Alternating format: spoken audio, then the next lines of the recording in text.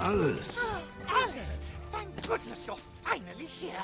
It's that girl again. Alice, you're back.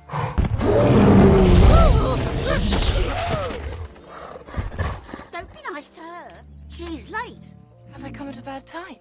On the contrary, you were afraid you weren't coming at all. What's the matter? The Hatter's the matter. Or the matter of the Hatter. The former. No, the latter. Tweedles. He's mad. The Hatter? Yes, I know. That's his muchness. That's what makes him so... him. But he's grown darker. Hello friends, welcome back. And if you are new here, welcome.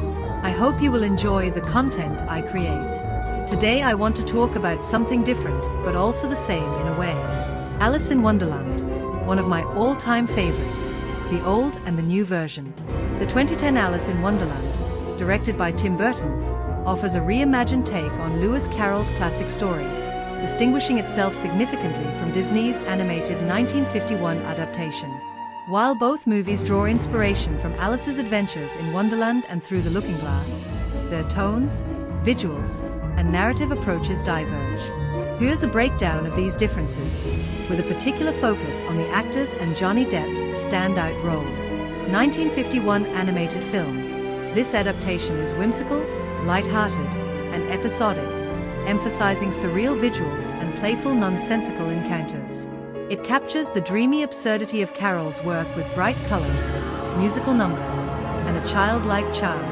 2010 live-action film. Tim Burton's version is darker and more gothic, with a narrative that functions as a quasi-sequel to the original story.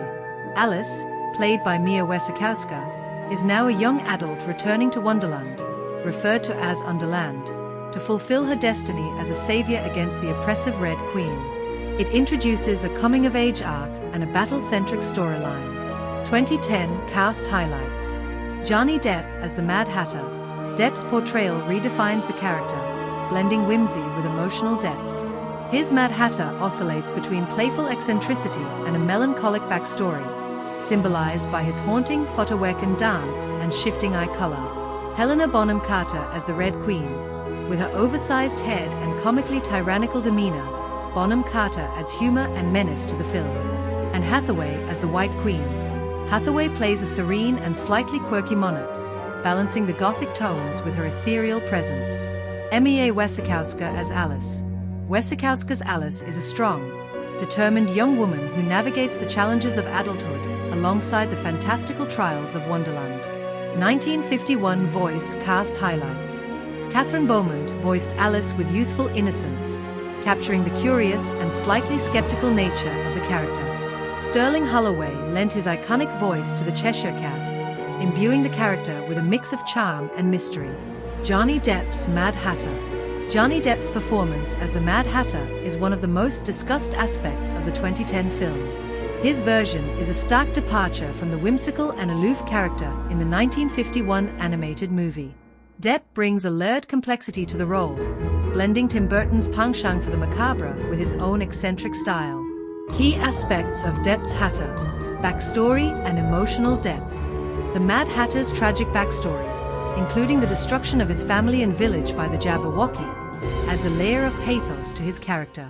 His emotional connection to Alice underscores a sense of loyalty and hope, contrasting with his otherwise fractured psyche. Visual design. The character's wild orange hair, mismatched clothes, and vividly painted eyes reflect his chaotic mind and Burton's distinctive aesthetic. Depp's portrayal was enhanced by subtle CGI, emphasizing the surreal aspects of the character without overshadowing his performance.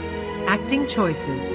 Depp's Mad Hatter shifts between moods and accents, using an exaggerated Scottish brogue when angry or sad. This highlights his instability and adds an unpredictable charm. His poetic dialogue and moments of vulnerability make him one of the film's most memorable and complex characters. Visuals and effects. 1951 relied on traditional hand-drawn animation, using bright colors and abstract designs to evoke the surreal nature of Wonderland. 2010 made heavy use of CGI and green screen technology to create a darker, more immersive world. Wonderland, Underland, feels like a living, breathing place, filled with grotesque yet beautiful designs. Cultural impact. The 2010 film revived interest in Alice in Wonderland, leading to a surge in adaptations and merchandise. It grossed over $1 billion worldwide, becoming a major commercial success. In contrast, the 1951 movie initially underperformed but gained a cult following over the decades due to its television airings and home releases. Tim Burton's version, driven by Johnny Depp's dynamic performance, offered a modern, visually stunning interpretation of the classic tale. The contrast between the two films reflects the evolution of storytelling, technology, and audience expectations over 6 decades.